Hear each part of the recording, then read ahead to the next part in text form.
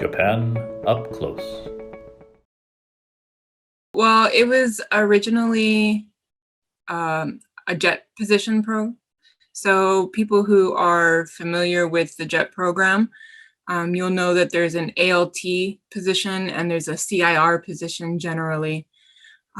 Hiroshima used to use the jet program, and I think they still do in some areas.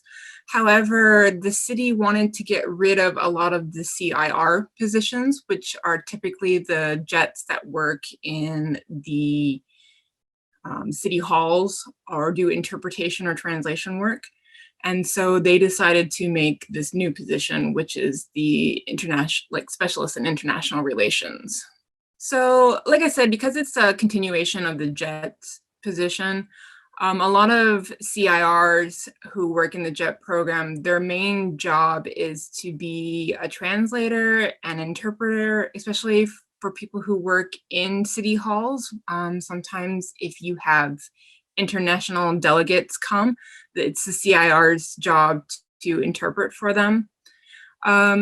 I have only been in this position since last August, so I haven't ever experienced that part of the job. However, my main day-to-day work is a lot of translation. There is a free paper in Hiroshima called Shimin Toshise, and my branch that I work at takes snippets of this newspaper and translates them into multiple languages, with English being the main translation. So that's something I do quite often. Another regular part of my job is to go to school visits. So sometimes schools will ask us to have somebody to come in and help teach like kokusai rikai, or like international understanding. And I give presentations about my hometown or life in America. Usually these are kind of stacked towards the end of like a school term. So it's not like every month I go on one, but usually around December, there's a whole bunch of like requests that come in. Or I think around June will be another time, the end of June will be another time when a bunch of requests start flooding in for schools to have these people come in. When I was in elementary school, for our world history class, when we studied Asia, I thought Asian history was very interesting. First with Chinese history, and then when we finally got to Japanese history, I thought it was so different from anything I was familiar with that it really just caught my attention. And then when I was in when I was maybe middle school or something, anime started to become very popular, and I got into that craze. And then I would buy DVDs and watch them at home. But if they were in English, they were very distracting. Like I couldn't do my homework and listen to the DVD at the same time. So I would turn them to Japanese, just kind of as background noise. But I soon fell in love with the language, and I thought one day I am going to learn that language. And that's kind of how my Japanese journey began. So about 8 years ago, I moved to this area, Hiroshima, the Chugoku region. And at that time, I was employed by Eon, the Eikaiwa Eon. And they kind of place you wherever they need you. And at the time, they placed me in Kure. And Kure is a small city. It used to be a military base during World War II, about 40 minutes or so from downtown Hiroshima by train. And I worked for Eon for a year and a half. I loved Kure. I thought it was a very beautiful city surrounded by mountains. But unfortunately, there weren't a lot of job opportunities. So I decided to move to Hiroshima to see if maybe I could have better luck there.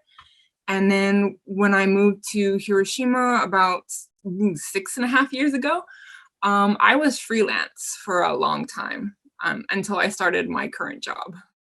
I know Hiroshima has been really trying to export a lot of its famous foodstuffs recently. And as a freelance translator, I've worked on a lot of these translations for different companies. Hiroshima in Japan is well known for oysters, and it is the #1 producer of oysters in Japan. And they're very common here. So if you do come to Hiroshima, I suggest you try oysters. They are everywhere, especially if you go to Miyajima. That's one of the best places to try them. Another probably not so well-known food from Hiroshima is lemon and citrus.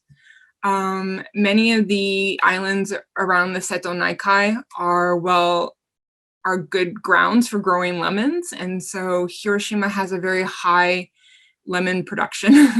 And a lot of their desserts and stuff, like it's used in a lot of their desserts. What else is, I guess, a more traditional food that Hiroshima is known for besides okonomiyaki is momiji manju, which are little cakes that are filled with usually red bean paste, but now there's like every flavor under the sun. They've got chocolate, custard, matcha, you name it, it's probably there.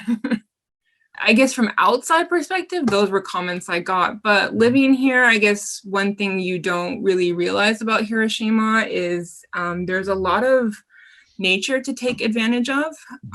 So when people come here, they think like the sightseeing thing to do is to go to the, atomic bomb dome and the museum, and that's kind of, and maybe Miyajima, and that's kind of it.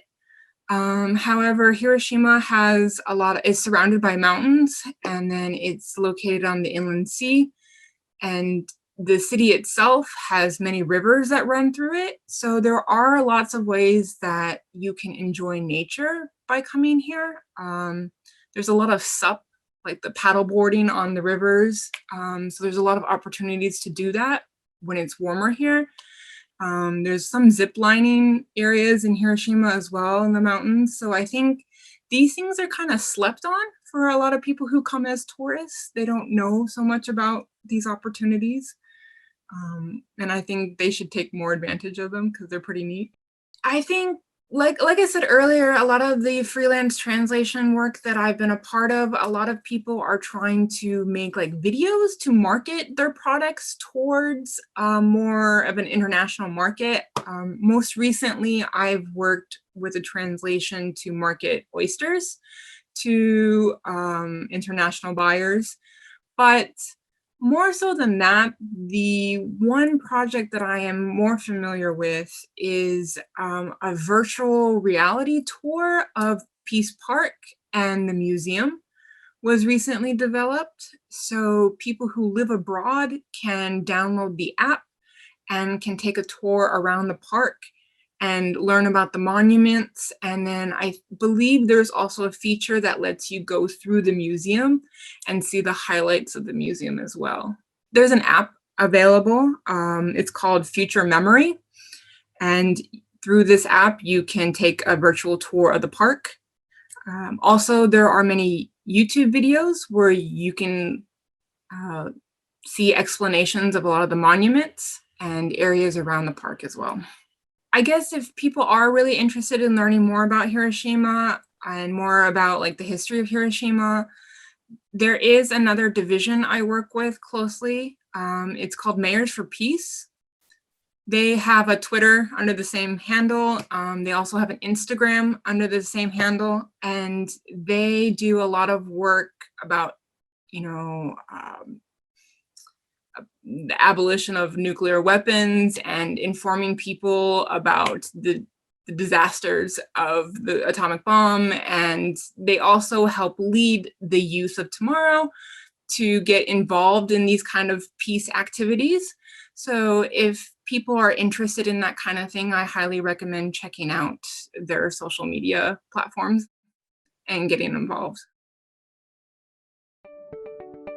Japan up close.